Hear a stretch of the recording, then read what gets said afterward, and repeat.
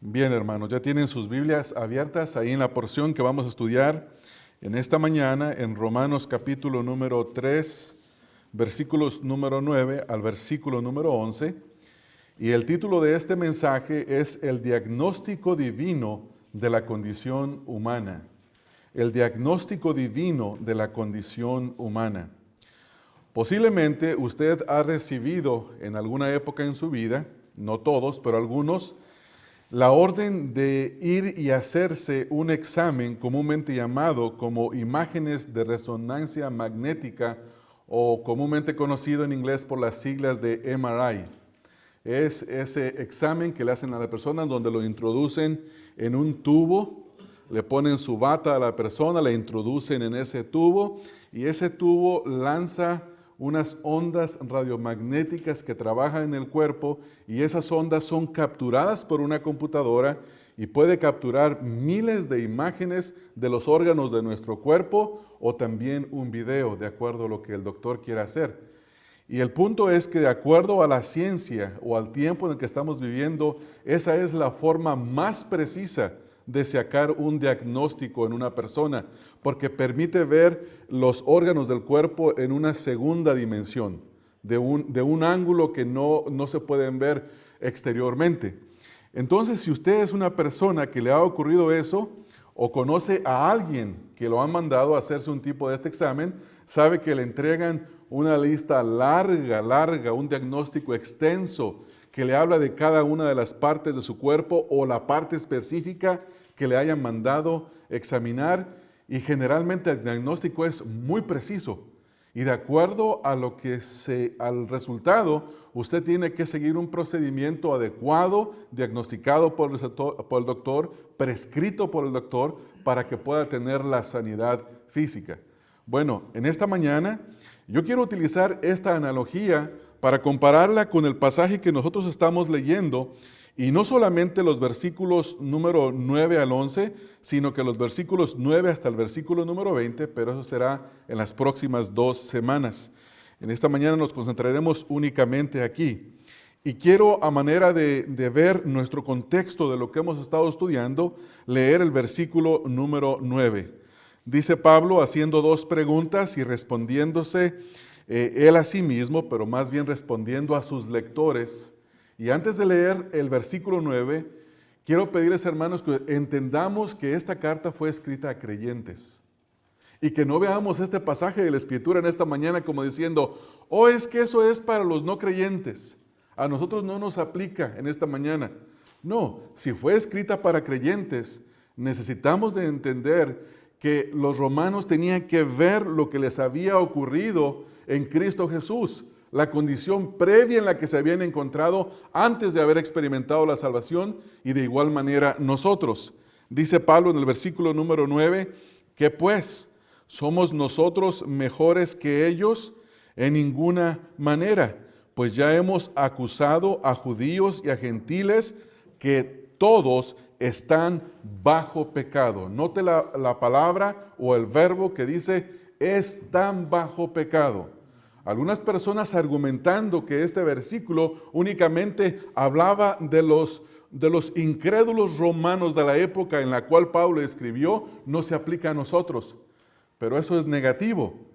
De acuerdo a lo que leemos en la Escritura, esto se aplica a toda la raza humana. Es el diagnóstico divino de la condición en la cual se encuentra el hombre. Y dice Pablo, haciendo sus 2 preguntas, ¿qué pues? ¿Somos nosotros mejores que ellos? Esto se puede ver en 2 formas. Una de las primeras es, ¿son mejores los judíos que los gentiles? Y la respuesta es de ninguna manera. ¿O son mejores los romanos que ya habían experimentado la salvación que el resto de los inconversos? Y la respuesta es de ninguna manera. El punto es que sin Cristo, todo hombre y toda mujer está bajo el pecado. La frase que nosotros vemos aquí en este versículo, bajo pecado, esta palabra significa estar bajo el dominio de la esclavitud del pecado o de alguien. En otras palabras, toda la humanidad es esclava del pecado y hace lo que el pecado le ordena. Esto es muy importante de entender. Estar bajo, es decir, es tener la opresión de. Si uno quiere utilizar una ilustración, en el tiempo de la esclavitud, cada esclavo estaba bajo su amo y no hacía su propia voluntad, sino que hacía la voluntad de ¿quién, hermanos? Del amo. ¿Por qué? Porque estaba bajo. También se utiliza cuando un imperio o una nación conquista a otra y dicen está bajo la tiranía de. O cuando hay un gobierno totalitario en alguna nación, dicen los ciudadanos de X país están bajo el régimen. Y la idea es que alguien está sobre y tiene dominio. Y no lo deja hacer lo que quiere, sino que hace la voluntad de aquel que está sobre aquel. Entonces, lo que Pablo está diciendo es que la humanidad sin Cristo está bajo pecado, bajo el dominio del pecado. Es el pecado quien gobierna. Hay personas que dicen, yo puedo hacer lo que yo quiera. Soy una persona libre para escoger. Pero eso es imposible, porque no pueden hacer lo bueno. ¿Por qué? Porque tienen un albedrío, pero está esclavizado para hacer todo aquello que su carne les manda hacer, que su carne y su naturaleza les inclina a hacer. Entonces, eso es lo que Pablo está diciendo aquí en este versículo. Y lo que nosotros vamos a hacer al estudiar y al ver esta declaración que el apóstol Pablo está haciendo es una acusación divina que comienza desde el capítulo 1, versículo 18. Yo ya lo he repetido muchas veces. Yo espero que para estas alturas ya ustedes saben dónde comienza esa porción. Empieza Pablo dando una acusación para toda la humanidad. Tanto gentiles que han recibido la revelación de Dios que está descrita a través de la creación y se hace claramente visible para ellos, como para los judíos que tenían no solamente la revelación de la creación, sino que tenían la palabra de Dios escrita, la inspiración de la palabra de Dios y la tenían y la conocían. Sin embargo, también ellos estaban bajo pecado porque hacían lo mismo que aquellos a los cuales ellos acusaban. Todo mundo está bajo pecado, dice Pablo. Eso se aplica a nosotros de la misma manera, hermanos. Sin Cristo nosotros estamos bajo el pecado. Toda persona que está sin Cristo no es libre, está bajo la opresión del pecado, bajo la esclavitud del pecado. La próxima semana quiero hablar a manera de introducción en el próximo mensaje un poco acerca de los efectos del pecado. Los efectos que el pecado trae, las consecuencias que Dios derrama por causa del pecado, las consecuencias en las que una persona se encuentra en sí misma bajo el pecado y las consecuencias que el pecado trae para las relaciones con las demás personas. Y eso será la próxima semana. Entonces, hermanos, ustedes tienen en sus boletines una descripción breve de lo que será este mensaje. Y en el día de hoy estudiaremos 3 partes del diagnóstico divino acerca de la condición del hombre. ¿Con qué propósito?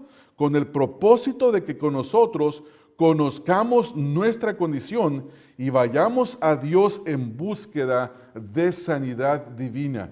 Y si nosotros ya hemos experimentado el nuevo nacimiento, la regeneración, la liberación del pecado, entonces nos movamos en agradecimiento a Dios. Y esto, hermanos, al entenderlo nos debe de motivar para agradecer a Dios, para tener gozo delante del Señor y verdaderamente ser agradecidos por la liberación que Él ha hecho en nosotros. Versículo número 10, primera parte, donde dice, como está escrito. Esto es de la misma manera, utilizando la analogía del doctor, esto viene a ser el diagnóstico del doctor. Pero para nosotros es el diagnóstico divino. El diagnóstico divino, y este diagnóstico está escrito. Esta frase es muy importante porque cada vez que leemos en la Escritura que los escritores del Nuevo Testamento dicen, como está escrito. Esto quiere decir que no hablan de su propia autoridad, sino que hablan por la autoridad de la palabra de Dios. Hermanos, el diagnóstico divino no es lo que tú opinas, o lo que las personas creen, o lo que las personas sienten, o lo que a las personas les parece. Es, hermanos, lo que está escrito. Pablo dice, como está escrito. Pablo no estaba trayendo algo nuevo para la humanidad. Pablo dice, como está escrito, los hombres desde el pasado, desde Adán y Eva que pecaron y desobedecieron a Dios, hasta el día hasta el día nuestro, en el día del apóstol Pablo, hasta el día de nosotros y a los años a los próximos años de los hombres, seguirá siendo el mismo diagnóstico. Hermanos, el diagnóstico de la condición del hombre está escrito. Y este es el diagnóstico divino que no cambia, no cambia. Este diagnóstico divino es un choque para la manera de pensar en el día de hoy. Hoy las personas dicen, eres un ser maravilloso, tienes un gran potencial, eres una persona magnífica. En lo profundo de tu corazón hay mucho que tú puedes dar a la humanidad. Sin embargo, la palabra de Dios dice todo lo opuesto, hermanos. Todo lo opuesto. Y nosotros debemos de llegar a pensar y a entender cómo estábamos nosotros antes de que el Señor Jesucristo nos salvara, hermanos. ¿Éramos seres maravillosos? ¿Tan maravillosos que Dios no se pudo resistir a salvarnos? ¿O éramos miserables, pecadores, bajo la condición de esclavitud en el pecado? Pero Dios en su infinito amor, como dice Pablo, mas Dios muestra su amor para con nosotros, en que siendo aún pecadores, Cristo murió por nosotros. Y eso es lo que estamos hablando con este diagnóstico. El diagnóstico de un doctor, cuando nosotros lo utilizamos o lo queremos utilizar, por ejemplo, una vez que el doctor le ha dado le ha hecho los exámenes pertinentes a una persona y tiene una conclusión y le escribe un diagnóstico y le da una receta y le da la dirección en cómo debe de tomar toda esa medicina que le ha prescrito, más vale que nosotros no juguemos con ella. Más vale que le obedezcamos. Más vale que hagamos lo que el doctor dice, porque de otra manera estamos tratando de ser sabios en nuestra propia opinión. Bueno, de igual manera, como usted sigue las instrucciones de su doctor cuando le da el diagnóstico, cuando le da la receta y sigue cada paso, mucho más nosotros debemos de prestar atención a este diagnóstico divino de que nosotros sin Cristo nos encontramos en una profunda y tremenda enfermedad. Así que debemos de ver esta porción de la palabra de Dios, hermanos, como un diagnóstico preciso acerca de nuestra condición, para que reconozcamos nuestra verdadera necesidad. Mire, hermanos, si usted lee esto y no lo cree y no entiende lo que está diciendo, la salvación en Cristo Jesús no tiene ningún sentido. No tiene ningún sentido. Porque si usted cree que Cristo lo salvó, pero que usted no se encontraba en la condición que este pasaje describe al ser humano, entonces usted va a llegar a sacar muchas conclusiones, como algunas falsas enseñanzas abundan el día de hoy. Hay gente que dice, Dios no se pudo resistir en salvarte. La única razón por la que Dios te salvó es porque eres un ser maravilloso. Somos personas especiales. Dios nos vio y dijo, es imposible que yo no lo salve. Necesito salvarlo. Cuando es todo lo opuesto, hermanos.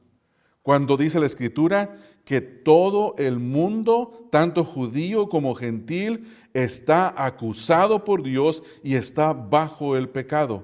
Si nosotros no nos vemos así, entonces este diagnóstico que ya está escrito no tiene ningún sentido para nosotros en esta mañana. Ahora, habiendo visto que el diagnóstico divino está escrito, que no es la opinión de un hombre, que es lo que Dios dice, y lo que Dios dice es verdadero, pasamos a la primera lectura o a la primera parte del diagnóstico. Y la primera parte del diagnóstico es cuando usted está en la oficina del doctor y el doctor se para y empieza a ver el papel, los resultados de los exámenes y luego lo voltea a ver usted. Y con la pura mirada del doctor, usted se puede dar cuenta que algo no anda bien. Algo no anda bien. ¿No le ha sucedido eso? ¿No se ha puesto nervioso cuando va por sus resultados médicos, verdad? A mí me ocurrió cuando yo vi la cara del doctor y vi los papeles. Yo no sabía qué decían los papeles, pero solo la mirada me dijo que algo no andaba bien. Esta primera lectura que nosotros vamos a ver es grave. Lo que está diciendo es que el ser humano está gravemente enfermo porque dice, no hay justo ni aún uno. No hay ni siquiera uno. Cuando hablamos de justicia, la palabra que se utiliza aquí, justo significa que sea recto, que sea honrado, es decir, que está en concordancia con los estatutos de Dios. Y cuando uno ve la condición del ser humano, Dios dice, no hay uno justo, no hay uno. De acuerdo a Dios, no hay una sola persona que esté bien con Él, que pueda ver lo que su palabra dice y que lo pueda hacer, que pueda obedecer, que pueda hacer lo que a Dios le agrada. Esto es lo que Dios está diciendo aquí a nosotros. Nos está diciendo, ¿saben qué? El problema es tan grave, el problema es tan serio, que la primera lectura de este diagnóstico es que están gravemente enfermos, al punto que no pueden hacer nada bueno, nada bueno. Cuando una persona va a aplicar, por ejemplo, voy a hablar un poquito de lo que yo conozco, un poco acerca de cuando una persona, un boxeador, va a pelear en algún lugar, al país que vaya, le tienen que hacer un examen físico. Si no pasa el examen físico, no puede pelear. ¿Por qué? Porque no está en condición de enfrentarse a su opositor. De la misma manera, cuando Dios ya da este diagnóstico y dice, no hay justo, no hay ni aun uno, eso quiere decir que ninguna persona está capacitada para obedecer a Dios. Ninguna persona tiene la inclinación de obedecer a Dios. El deseo de voltear a ver la ley de Dios y obedecerla. El versículo nos dice, no hay justo. Y luego Pablo enfatiza y dice, ni siquiera uno. Porque alguno de nosotros podría tener una objeción, ¿verdad, hermanos? Y puede decir, oh, espéreme, yo conocí a una señora, una viejita, o mi abuelita era una persona muy buena, o X, o mi mamá, o mi papá, o mi vecino, alguien. Pero aquí la Escritura dice, todo mundo está gravemente enfermo. Todo mundo. Esa es la conclusión divina. No hay justo ni aún uno. ¿Cuál es el estándar de Dios? El estándar de Dios es absoluta perfección. El cumplimiento perfecto de su ley, la cual tiene el propósito de hacernos ver y entender nuestra verdadera condición y nuestra necesidad.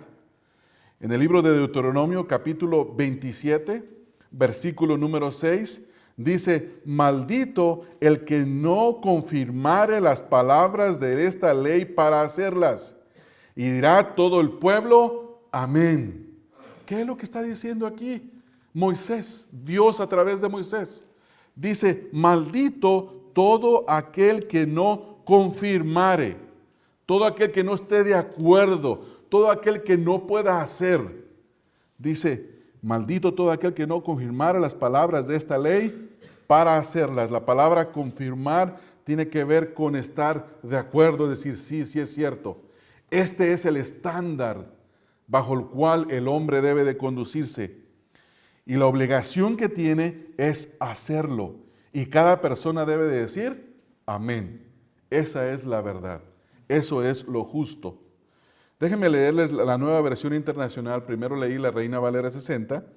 La Nueva Versión Internacional dice, maldito sea quien no practique fielmente las palabras de esta ley. Maldito sea, dice, maldito sea quien no practique fielmente las palabras de esta ley. Eso es lo que está diciendo. Ese es el estándar divino. Justo significa esto, que haga exactamente lo que la ley de Dios dice. Ahora, yo sé, hermanos, que puede haber argumentos entre nosotros y decir, no, pero yo conozco gente buena. Es más, yo mismo hago cosas buenas.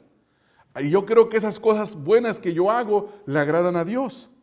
Ahora, cuando la Biblia dice que no hay uno que sea justo, no quiere decir que no hay personas que puedan hacer cosas buenas.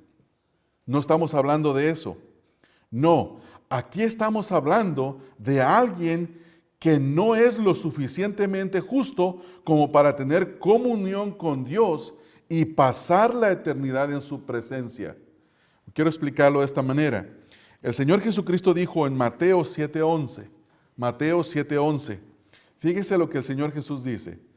Pues si vosotros, siendo malos, esta es la condición del ser humano, no siendo justos, estando gravemente enfermos, dice, si vosotros siendo malos, sabéis dar buenas dádivas a vuestros hijos, ¿cuánto más vuestro Padre que está en los cielos dará buenas cosas a los que le piden? Nosotros podemos hacer cosas buenas. Nosotros podemos ver a una persona en necesidad y ayudarle. Podemos ver a un ciego que está cruzándose la calle en el lugar equivocado y querer correr para ayudarle. El otro día estábamos Héctor y yo parados en una calle y estaba pasando un señor, un cieguito, ¿se recuerda, Héctor? Ahí a media calle con su bastoncito, como que no estaba muy diestro en andar en la calle. Ya pensamos en ir a ayudarle cuando corrió un joven y le ayudó a cruzar la calle. ¿Esa es una buena obra? ¿Eso es algo bueno? Sin embargo, no estamos hablando de eso. Déjenme explicar que cada buena obra que nosotros hacemos es porque todavía reflejamos un poco la imagen de Dios en nosotros. Es porque viene de Dios, no viene de nosotros. Por lo tanto, sea la honra y la gloria para Dios. Pongámoslo en palabras plenas de esta manera. Todo lo malo es suyo y mío. Y todo lo bueno en nosotros le pertenece a Dios. Entonces, no estamos hablando de ese tipo de justicia. Pablo dice en Efesios 2, 1 al 3, y Él os dio vida a vosotros cuando estabais muertos en vuestros delitos y pecados, en los cuales anduvisteis en otro tiempo, y dice aquí, siguiendo la corriente de este mundo conforme al príncipe de la potestad del aire, el cual ahora opera en los hijos de desobediencia, entre los cuales también todos nosotros vivimos en otro tiempo, en los deseos de nuestra carne, haciendo la voluntad de la carne y de los pensamientos. Y escuche lo último, y éramos por naturaleza hijos de ira, lo mismo que los demás. Esta es la condición del hombre.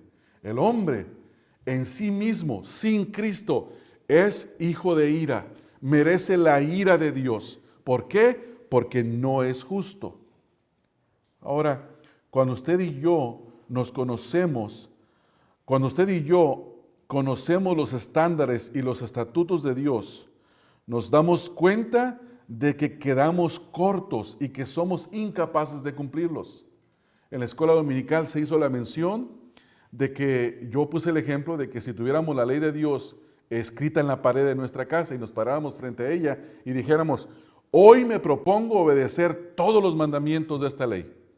Y al final del día, si nos volvemos a parar frente a los 10 mandamientos y somos honestos con nosotros mismos, ¿cuál es nuestra conclusión?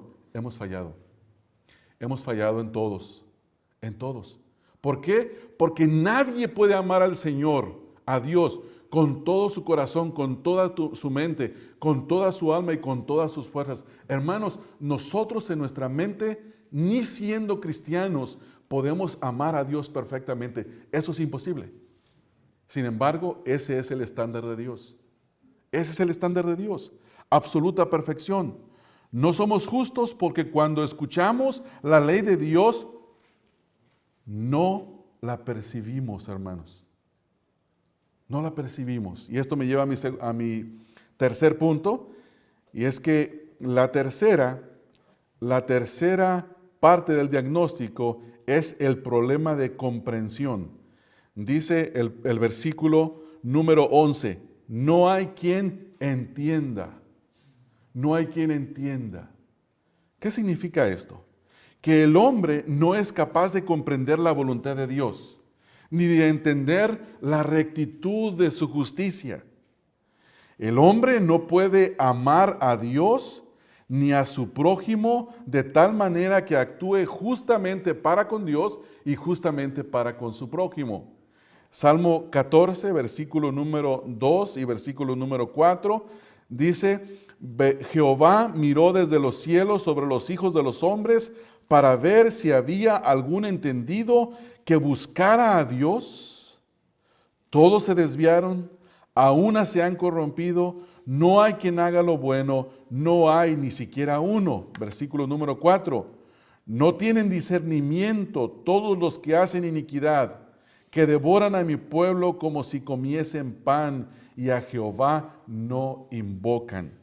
No tienen entendimiento. El hombre en su estado natural, hermanos, nunca podrá entender a Dios por sí mismo. Es imposible. Por sí mismo no tiene la capacidad por cuanto está bajo el pecado. Él necesita la regeneración del Espíritu Santo en su vida y entonces podrá entender a Dios. Leyendo sobre esto, el apóstol Pablo dice en 1 Corintios 2:14 al versículo 16, 1 Corintios 2:14 al 16, Pablo dice, pero el hombre natural no percibe. Eso es lo mismo que Pablo está diciendo en el versículo 11 de Romanos 3. No hay quien entienda. No entender, no percibir es exactamente lo mismo. No percibe las cosas que son del Espíritu de Dios porque para él son locura y no las puede entender porque se han de discernir espiritualmente. ¿Ya notó ahí? Se han de discernir espiritualmente. En cambio, el espiritual juzga todas las cosas, pero él no es juzgado de nadie. Porque ¿quién conoció la mente del Señor? ¿Quién le instruirá? Mas nosotros tenemos la mente de Cristo. Esto es lo que le ha ocurrido al que ha nacido de nuevo. Conoce la voluntad de Dios. Se esfuerza por hacer la voluntad de Dios. Aunque no perfectamente la puede hacer, pero busca. Esa es la dirección que lleva porque entiende que lo que Dios dice es lo que se debe de hacer. Lo triste es que su ignorancia espiritual no es el resultado de la falta de oportunidades. La razón por la que este versículo dice, no hay quien entienda, no es porque alguien pueda decir, es que nunca se le ha dado la oportunidad de que pueda entender. Porque leyendo el contexto, hermanos, nosotros vamos al capítulo número 1, versículo número 20, y vemos la oportunidad de Dios para los hombres para que lo puedan entender. Y dice el versículo número 20, porque las cosas invisibles de Él, su eterno poder y deidad, se hacen claramente visibles desde la creación del mundo, siendo entendidas, escuche esto, siendo entendidas por medio de las cosas hechas, de modo que ¿qué? No tiene excusa para entender. No tiene excusa. El hombre no tiene excusa para entender. Pues habiendo conocido a Dios, no le glorificaron como a Dios, ni le dieron gracias, sino que se envanecieron en sus razonamientos y su necio corazón fue entenebrecido. Esa es la condición del ser humano. Esa es la condición bajo la cual se encuentra. Es decir que el hecho de que no pueda entender no es que no se le ha dado la oportunidad. No, no quiere entender. No desea entender. Rechaza el conocimiento del Altísimo. Esto es lo que dice Pablo. Esto es lo que Pablo está diciendo. Rechaza el conocimiento de Dios. En Efesios capítulo número 4, versículo 18, dice Pablo, teniendo el entendimiento entenebrecido.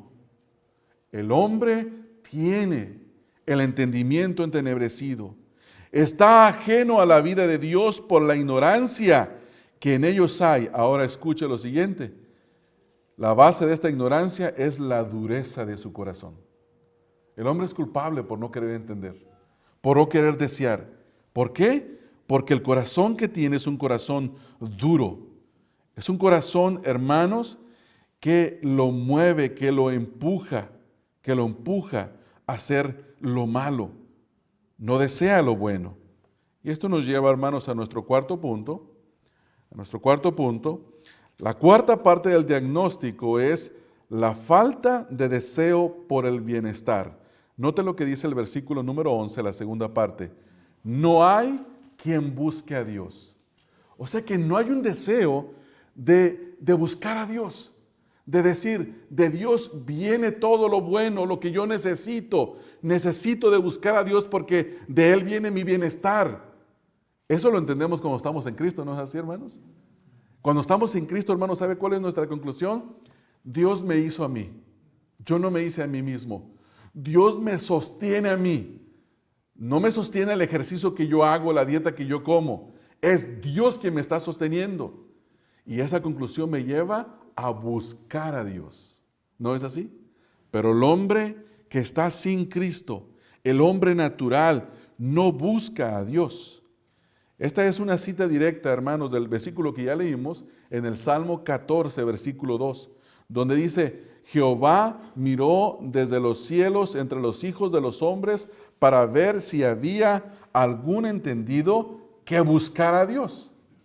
¿Y cuál fue su respuesta? No hay uno. No hay quien busque a Dios. Fíjense, hermanos, estaba yo viendo este versículo y a veces pienso, no solamente porque yo lo he pensado, sino porque lo he escuchado en otros siervos de Dios que han meditado más acerca de esto, que conocen más que yo acerca de estas cosas. Estaba viendo la moda que hay hoy en el día. Mucha gente dice: mira, esa persona tiene hambre de Dios, está buscando a Dios.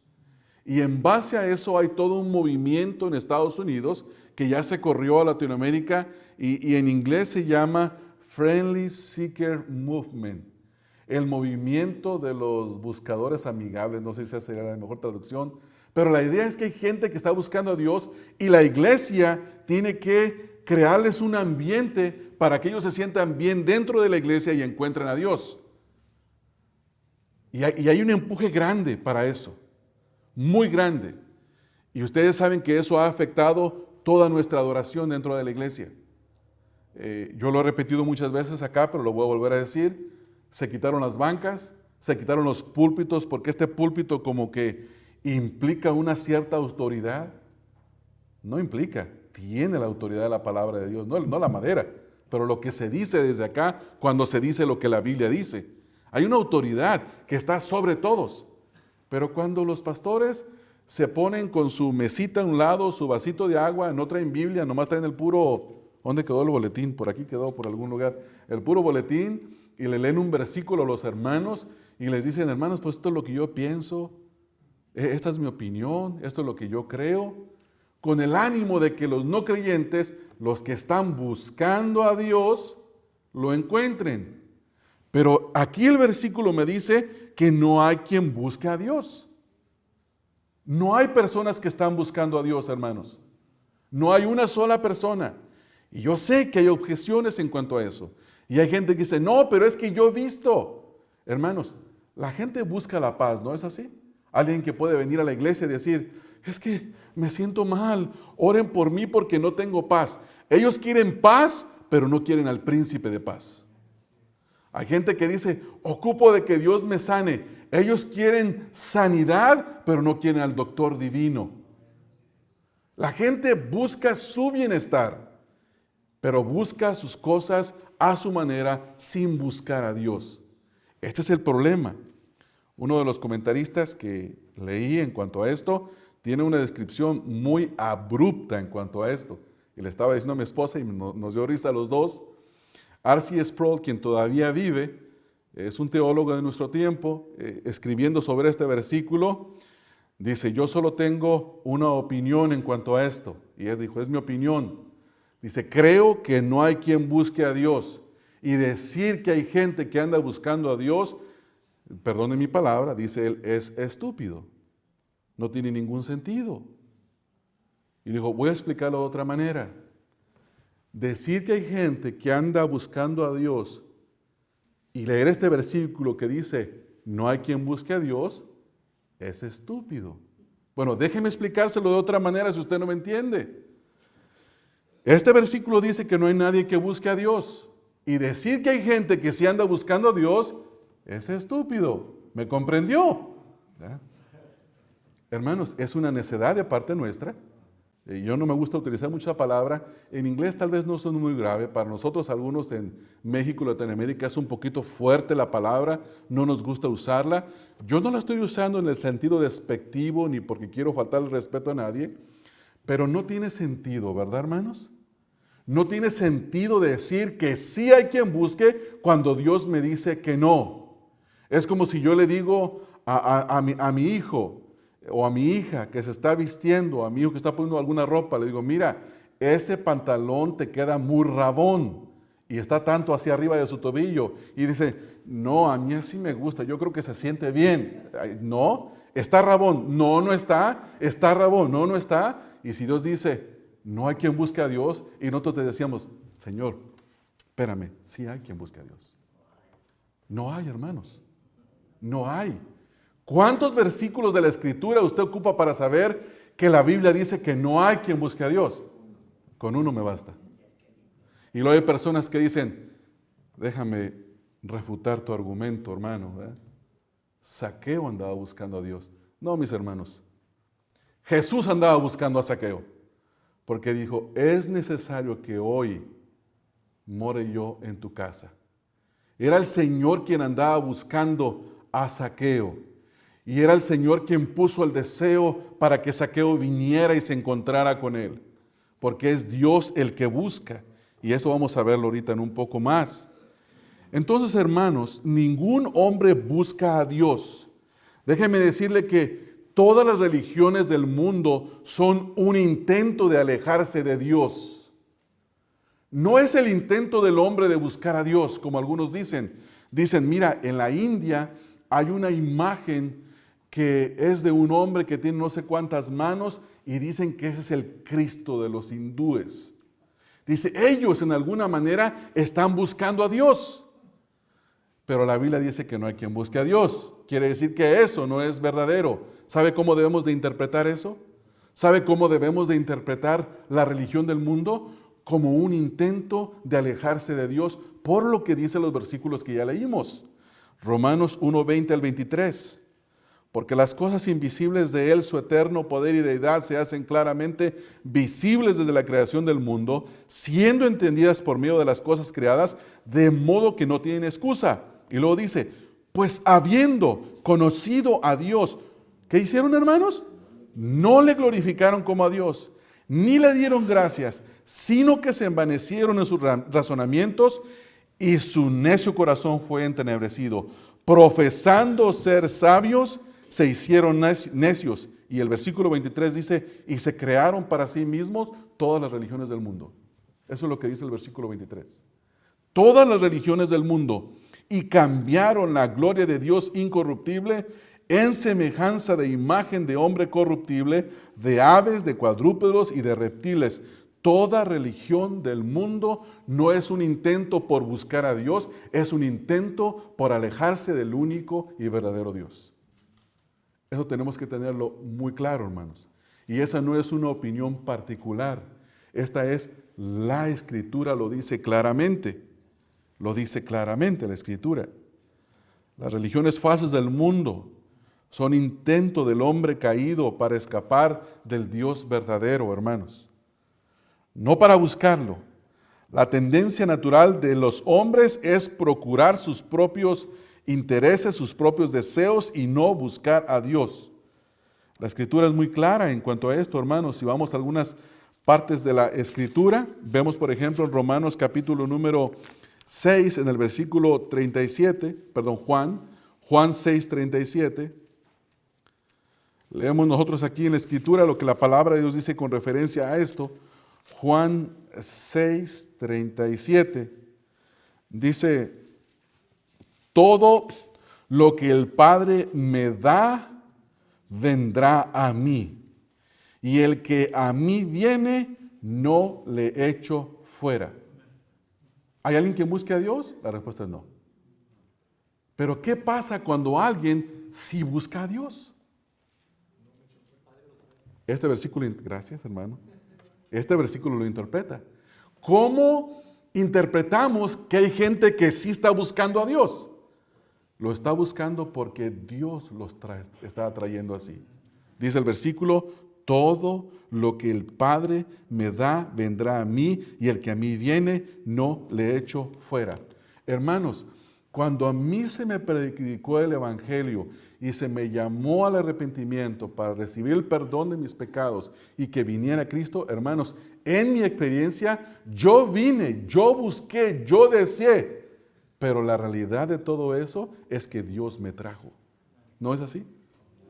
Entonces, cuando una persona dice, yo busqué a Dios, yo me arrepentí, Yo vine. Eso es cierto desde la perspectiva de la persona. Pero la realidad bíblica es que detrás de todo eso que estaba experimentando, era Dios quien lo estaba trayendo. Ahí mismo, Juan 6:44. Ninguno puede. Esta palabra puede significa tiene la capacidad. No tiene la capacidad, como dice la persona a veces, es que yo decidí. No, mi amado hermano, Dios te abrió tus ojos y la decisión no fue tuya, sino que fue la gracia de Dios. Ninguno puede venir a mí si el Padre que me envió no le trajere, y yo le resucitaré en el día postrero. Es solo como resultado de la obra de Dios en el corazón que cualquier ser humano lo busca, hermanos. No es que la persona en sí misma esté buscando, es la obra de Dios. Salmo 16, versículo número 8, nos habla acerca de esto. Salmo 16, 8. Y voy a terminar, hermanos, con esto y con un par de aplicaciones que nos van a servir a cada uno de nosotros en esta mañana. Salmo número 16, en el versículo número 8, dice: a Jehová he puesto siempre delante de mí, porque está a mi diestra, no seré conmovido. ¿Por qué buscó el salmista a Dios? Porque Dios lo buscó a él primero, Dios obró en él. Mateo 6:33, un versículo que ustedes lo conocen muy bien. Dice: buscad primeramente el reino de Dios y su justicia, y todas estas cosas os serán añadidas. Cuando la persona busca es porque Dios está obrando en él. En las Escrituras se hace hincapié clara a la incapacidad para venir a Dios. Sin embargo, el hombre no puede hacerlo. Ya mencioné algunos pasajes de la Escritura, quiero mencionar dos más. Mateo capítulo 11, versículo número 25 al 27. Mateo capítulo número 11,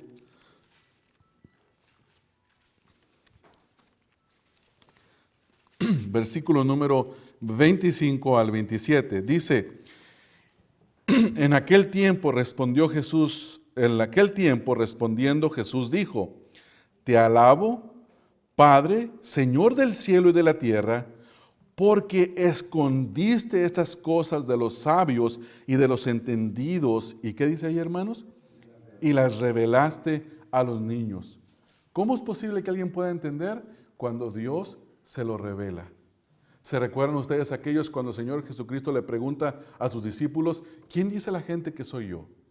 Y uno dicen que eres el profeta, otros dicen que eres Elías que ha resucitado. Y luego dice Pedro: tú eres el Cristo, el Hijo del Dios viviente. Dice Pedro: bienaventurado eres, porque esto no te lo reveló ni carne ni sangre, sino mi Padre que está en los cielos. ¿Cómo supo Pedro que el Señor Jesucristo era el Cristo, el Hijo del Dios viviente? Dios se lo dijo. No fue que Pedro estaba buscando. Dice el resto del versículo que estamos leyendo, versículo número 26, sí, Padre, porque así te agradó. Todas las cosas me fueron entregadas por mi Padre, y nadie conoce al Hijo, escuche esto, y nadie conoce al Hijo sino el Padre, ni al Padre conoce, ni al Padre conoce alguno, sino el Hijo y aquel, ¿quién, hermanos? A quien el Hijo lo quiera revelar. ¿De quién depende de que el Señor Jesucristo revele al Padre y se revele a sí mismo a una persona? De Cristo, de su voluntad. Pero la verdad, hermanos, que muchas veces ese pensamiento nos ofende. No nos debería de ofender, hermanos, porque en el momento que usted y yo buscamos, es porque Dios tuvo misericordia de nosotros y nos movió a buscarlo. Gloria a Dios, hermanos, gloria a Dios. Este es el diagnóstico del ser humano. El diagnóstico del ser humano, aparte de Cristo, no es nada bueno. Se podría describir como algo que está fijo, frisado por el tiempo, por la eternidad, porque está en la palabra de Dios. El cielo y la tierra pasará, pero la palabra de Dios no pasará. Por lo tanto, la declaración del diagnóstico, el diagnóstico divino acerca del hombre, es el mismo todo tiempo. Está bajo pecado. No hay justo, ni aun uno, no hay quien entienda, no hay quien busque a Dios. Ahora, ¿qué debemos entender nosotros sobre esto como creyentes? En primer lugar, recordar de dónde nos sacó el Señor Jesucristo. ¿No es así, hermanos? ¿De dónde nos sacó el Cristo, hermano? El Señor Jesucristo. Nos sacó de nuestra ignorancia espiritual. Nos quitó la ceguera. Nos puso en nosotros su propia justicia. Nos dio entendimiento y nos dio el deseo de buscarlo. ¿No es así? Todo esto por la obra de Cristo. Ahora entendemos, como Él dice en el Evangelio de Juan capítulo 15, que separados de Él, nada podemos nosotros hacer. Saber que si hemos creído es por gracia, no porque seamos mejores que otros. Efesios capítulo 2, versículo número 8 al versículo número 9. Vivir agradecidos con Dios por su misericordia al haber abierto nuestros ojos al Evangelio de Cristo. Satanás tenía una venda sobre nuestros ojos, pero Dios hizo que así como Él dijo en el principio, sea la luz, y fue la luz, así, hermanos, nos alumbró el Evangelio de Cristo en nuestros ojos. Y pudimos ver lo que antes menospreciábamos, hermanos. ¿No se recuerda en aquel tiempo en el que usted se burlaba del Evangelio? ¿No se recuerda? ¿Cuántos de nosotros no llegamos a decir, ahí van los aleluyas? Y nos reíamos y nos burlábamos, hermanos, de ellos. ¿No es así?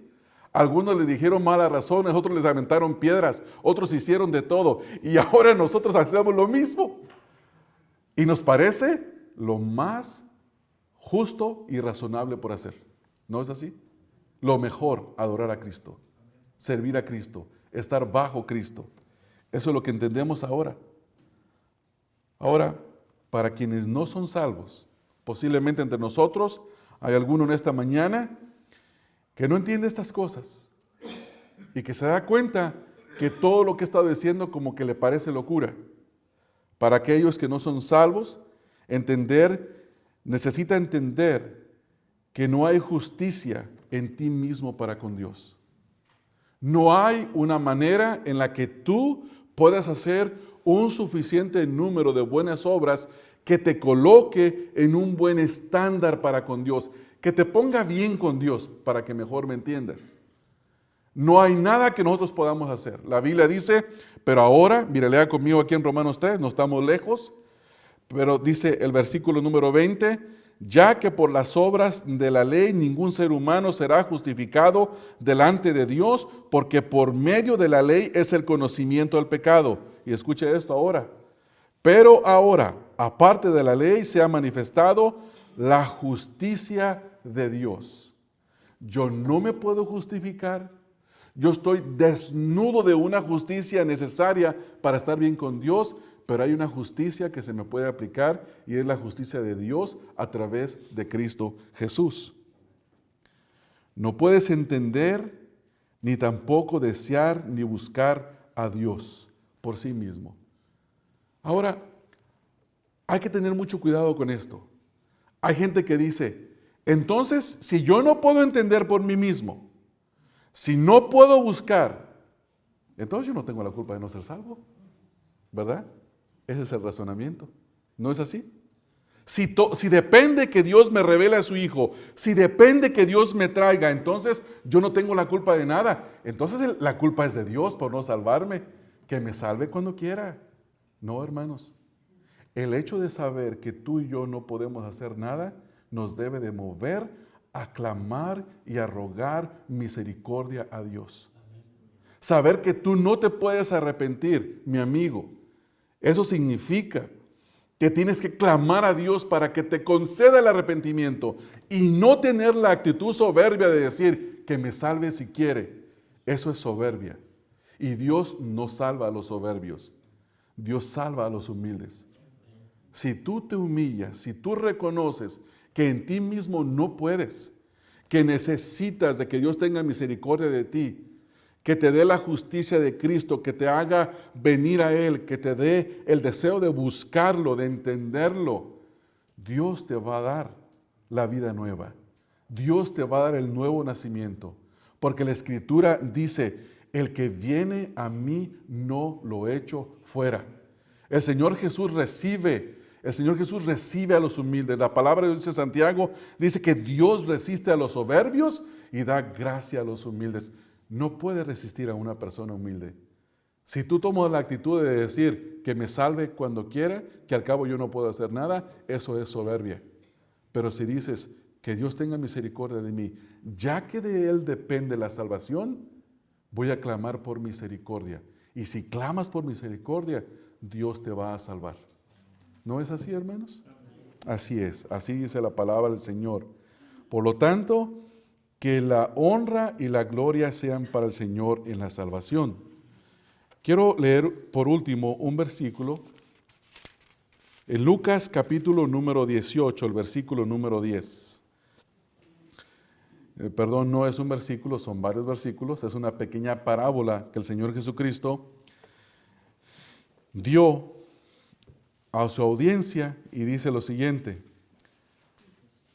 A unos, Lucas 18:9. Es la parábola que el Señor refiere a unos que tenían confianza en sí mismos y que se consideraban justos. Dice, a unos que confiaban en sí mismos como justos y menospreciaban a los otros, dijo también esta parábola. 2 hombres subieron al templo a orar. Uno era fariseo y el otro publicano. La audiencia comprendía bien quién eran estos 2 hombres. El fariseo era el que creía estar en un estándar correcto delante de Dios, practicaba todas las ceremonias, hacía todos los ritos. Y el publicano era un hombre que se consideraba como un traicionero de la patria, uno que trabajaba para el imperio romano, cobrando impuestos para los judíos. Dice el versículo número 11, el fariseo bien vestido, bien parado, el fariseo puesto en pie, oraba consigo mismo de esta manera: Dios, te doy gracias porque no soy como los otros hombres, ladrones, injustos, adúlteros, ni aun como este publicano.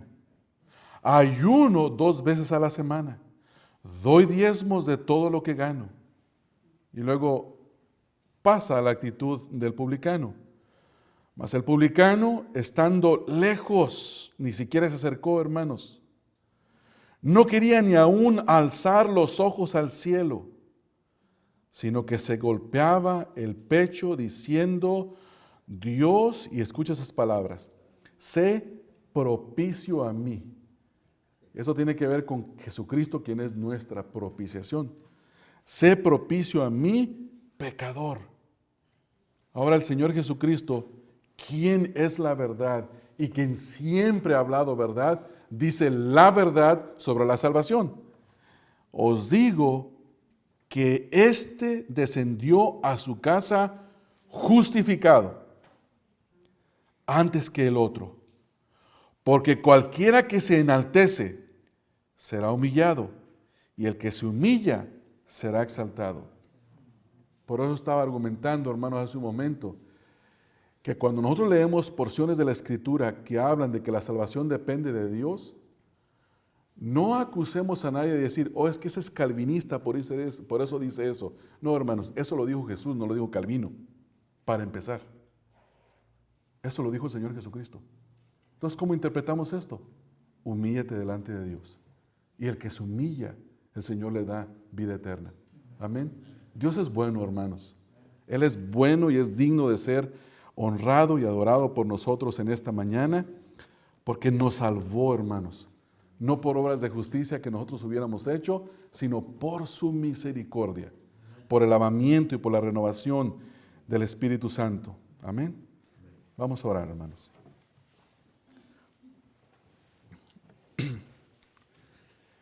Padre,